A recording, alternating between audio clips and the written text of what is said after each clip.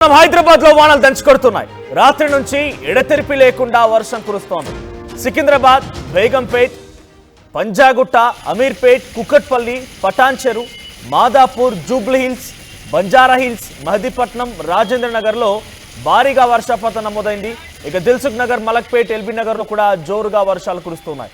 తెలంగాణ వ్యాప్తంగా జిల్లాల్లో కూడా భారీగా వర్షపాతం నమోదవుతోంది. అత్యధికంగా సిద్దిపేటలో 22 సెంటీమీటర్ల వర్షపాతం నమోదైంది. మీరు చూస్తున్న విజువల్స్ లో తాజాగా ఈరోజు ఎర్లీ మార్నింగ్ విజువల్స్ అన్ని కూడా హైదరాబాద్ నగరం మొత్తం కూడా మళ్ళీగా ఒక్కసారిగా భారీ వర్షపాతం నమోదవుతోంది. రాత్రంతా ఎడతెరిపి లేకుండా కురిసింది. ఇక తెల్లవారుజామున అంతా తగ్గుతుందిలే అనేసరికల్లా మరొక అలర్ట్ జారీ అయింది. ప్రస్తుతానికి వివిధ జిల్లాల్లో రెడ్ అలర్ట్ కొనసాగుతోంది. హైదరాబాద్ లో ఆరెంజ్ అలర్ట్ జారీ చేశారు. 40 నుంచి 50 కిలోమీటర్ల వేగంతో ఈదురుగాలులు వీచే అవకాశం ఉంది. హెవీ థండర్స్తో అంటే భారీగా ఉరుములు మెరుపులతో కూడినటువంటి భారీ వర్షం నమోదయ్యే అవకాశం ఉందని చెప్పి వాతావరణ శాఖ చెప్తోంది. అటు ఆదిలాబాద్లో కూడా ఇదే స్థాయిలో వర్షాలు ఉన్నాయి. ఆదిలాబాద్లో కూడా భారీ వర్షాలు నమోదయ్యే అవకాశం ఆరెంజ్ అలర్ట్ జారీ చేశారు.